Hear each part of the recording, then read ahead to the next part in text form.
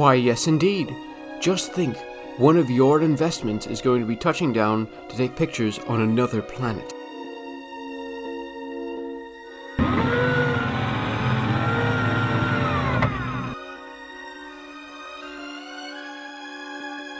Venus looks so pretty. Is it a nice place? The air pressure is 90 times as much.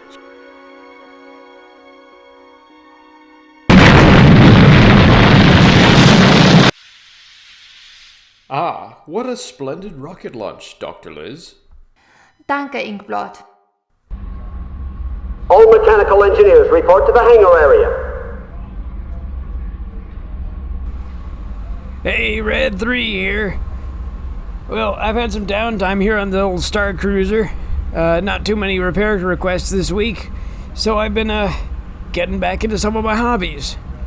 So, this is a Lego ATTE, All-Terrain Tactical Enforcer. I think that's the acronym. So anyways, folks, this is the ATTE that I built, and we're going to take a bit of a closer look at it, and oh.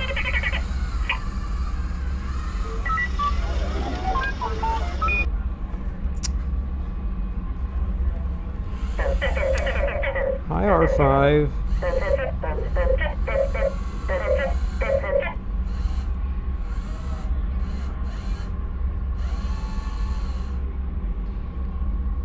Hey, I don't take this personally, but could you, yeah, you, could you like scram?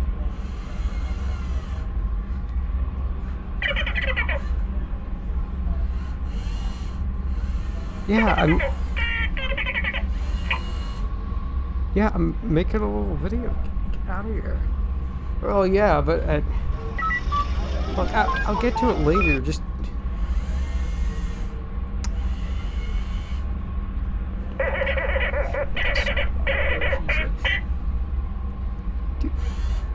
all right, fine. I'll get around to it. I'll get around to it. Just.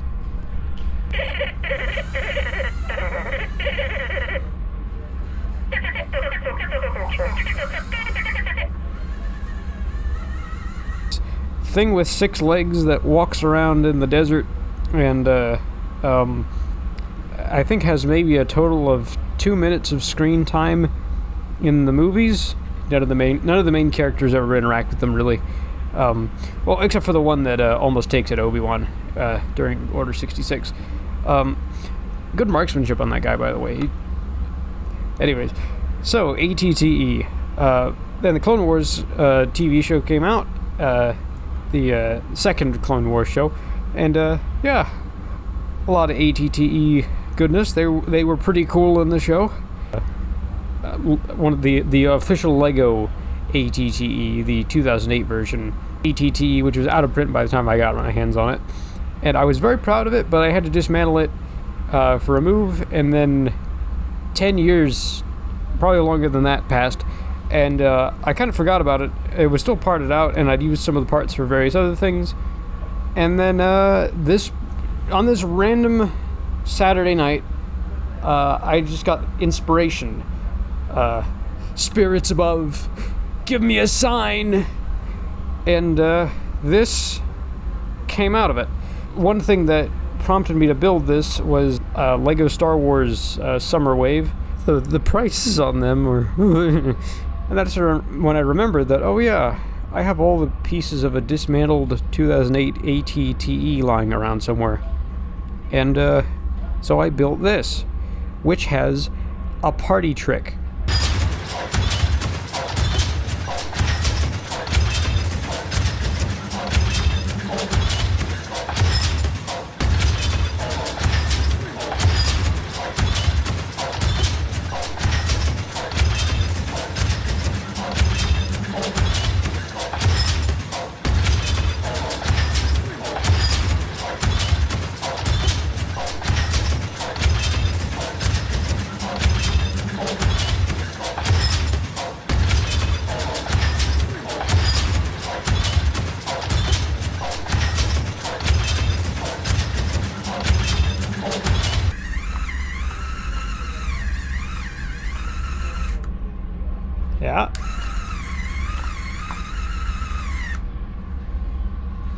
it is legitimately self-propelled. And for me, that was the main reason I wanted to build one of these things. I had an idea for how to make one of these things walk, and it had to be the ATTE because of the 6 legs for stability reasons. We'll get into how it works later. But yeah, this achieves the goal that I had of having a little motorized Star Wars vehicle that I could just take with me outside, plunk it on the ground somewhere, and then have it crawl along at its own pace. A funny thought that I've had while building this is, if I were to, be visiting a convention or something that had a really big Clone Wars MOC, and I brought this with me, and asked very nicely, "Oh, by the way, would you mind if I posed it on there for a picture?"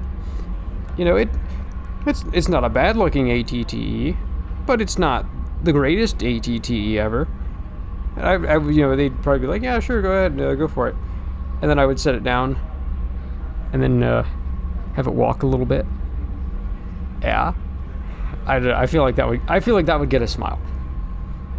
Now, the way the mechanism of this works, you can kind of see it now on this side of the vehicle. The legs are the front and aft legs are both raised, while the other side has both legs on the ground, and the middle legs, crucially, are both on the ground, but the one on the side with the legs down is just about ready to lift off the ground.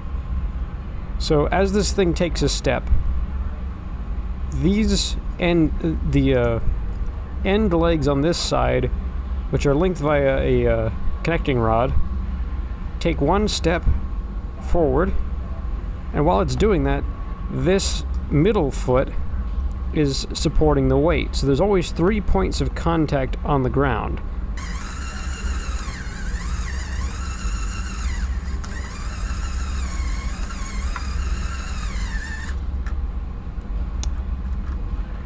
A lot of the build of this was actually done from memory, and so as a result of that, the front end of the operator's cab is angled forward. It turns out that that's not actually how they are in the movies or the TV shows or any of the concept art.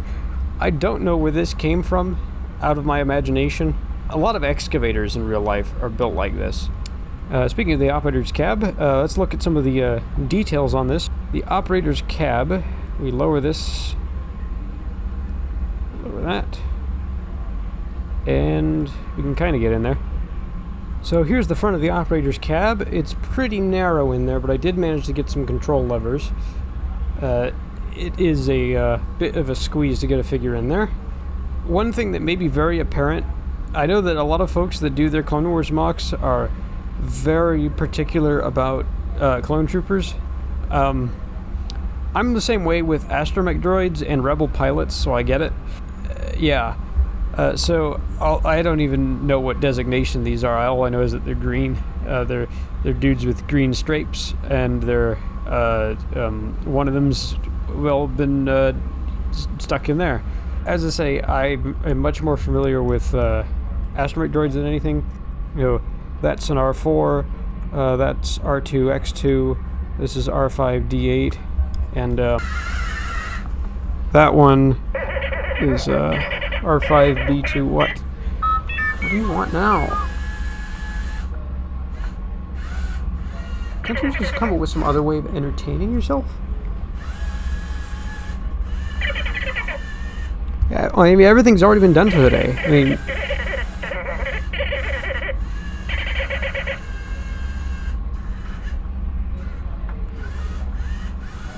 yeah, no, it's fine. Go on. Like, I don't know, recharge or something.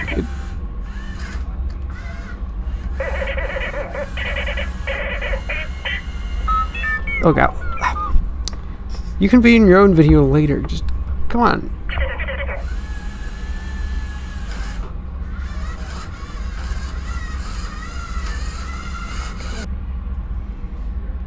I cannot for the life of me remember the designation of this vehicle. I think they call it the clone fighter tank in Battlefront. All I know is that this is approximately as big as it should be, and it's a similar kind of thing from the same era. So, yeah, it seems about the right kind of size difference there. And also standing up here and all guns blazing is my childhood Captain Rex, who came with the original ATTE that was dismantled 11, 12-ish years ago, and then as of yesterday morphed into this motorized, fully functional one. And well, you know what? So other interior features on this thing, the little spot that the main gun is on, if we rotate it off to the side 90 degrees, there is a void space in here. There is nothing in there.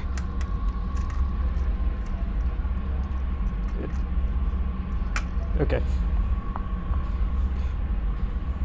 And then there's a similar compartment at the rear end of the vehicle, although this one is more of a maintenance thing.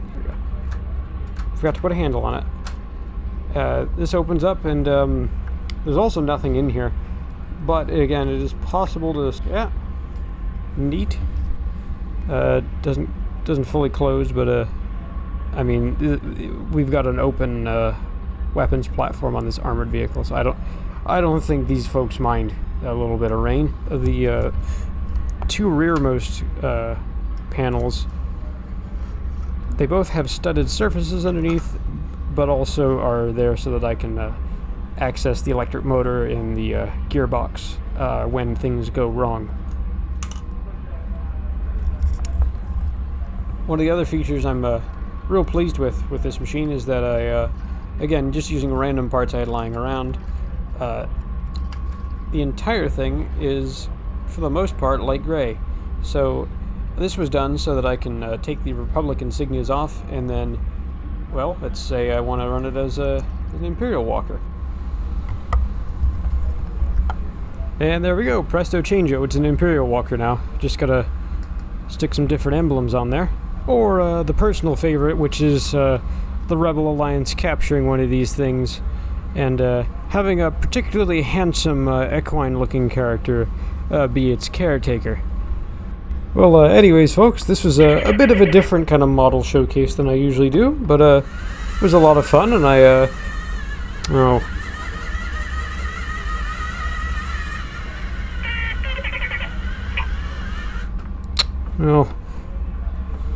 alright, fine, you can be at the end of the video.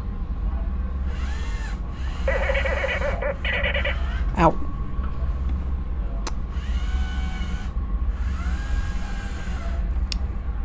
Well, thank you folks for watching, and orders all hands, man your battle station. well, I suppose it's about time that we got back to work. Alright, R5, I'm coming. Second stage pilots report to hangar.